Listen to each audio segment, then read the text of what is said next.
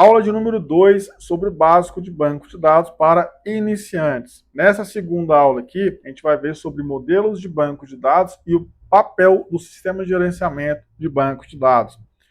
Certo? Então aqui, ó, aula 2. Então, dando continuidade aqui, eu vou utilizar aqui, ó, para esse exemplo, certo? De material, aqui, ó, o site da Alura, beleza? Bom, quais são os principais tipos de banco de dados? Existem vários tipos de banco de dados, cada um projetado para atender as diferentes necessidades e cenários da aplicação. Os principais tipos de banco de dados incluem, né, o primeiro de todos aí, ó, é o tipo de banco de dados relacional. Então, o que é um banco de dados relacional?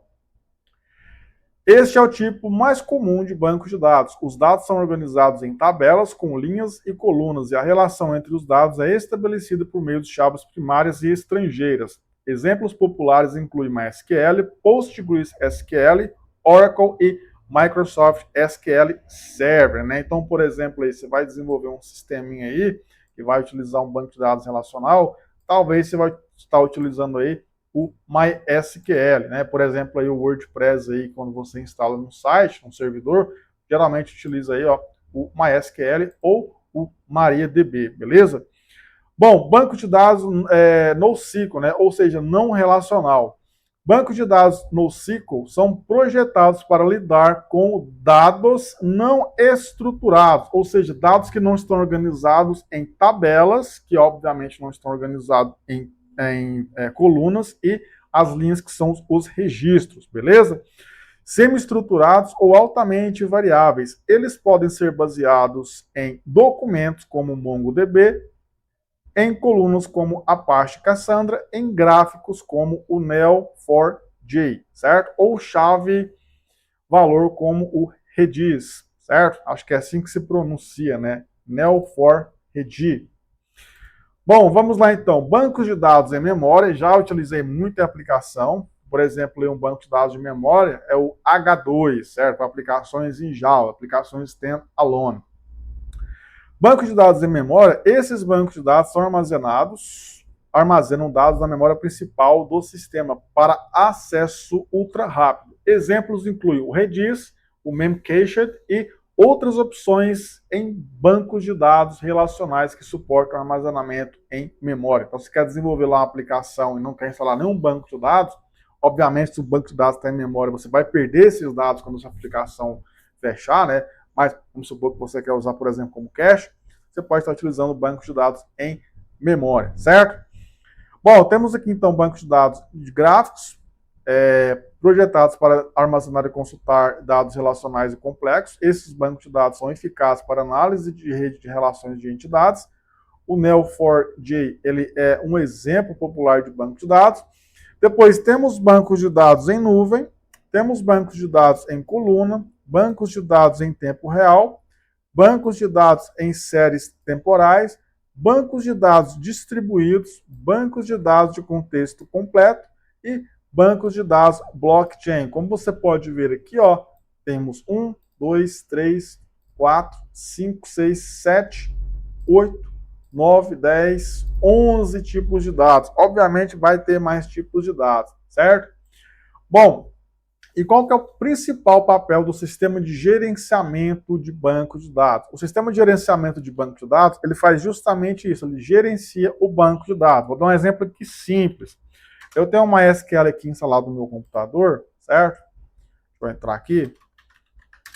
E o que o MySQL faz? Ele gerencia os meus bancos de dados. Então, se eu der aqui, por exemplo, um show databases, você pode ver que temos aqui, ó, uma tabela estudo, certo? Obviamente, os comandos aqui eu vou estar colocando em próximas aulas, mas vamos ver aqui, por exemplo, ó, como remover essa tabela aqui de estudo. Ó. Então, drop, data, base, estudo. Então, a gente conseguiu aqui, ó, remover o nosso banco de dados. Beleza. Como eu estou utilizando o MySQL, que é um sistema de gerenciamento de banco de dados, e agora eu quero criar um banco de dados, como que eu faço então? Eu utilizo o SQL dentro desse sistema de gerenciamento para criar um banco de dados. Então, create database estudo. Ou cadastro, ou produto, ou cliente, seja lá o nome que você vai utilizar aí. Então, criei aqui a nossa base de dados. Eu posso usar essa base de dados, certo? Obviamente aqui ela não tem nenhuma tabela. Se tivesse alguma tabela aqui, eu criaria essa tabela aqui, algum tipo de consulta. Então, por exemplo, aqui, select from clientes, seria um comando que a gente utilizaria aí, dentro do nosso sistema de gerenciamento de banco de dados, certo? Então, por exemplo, aqui vamos criar uma tabela chamada cliente. Bom, então para criar a tabela cliente, create table cliente. Vamos informar aqui os tipos de dados, ou seja, primeiro vai ser a chave primária, vai ser aqui um ID.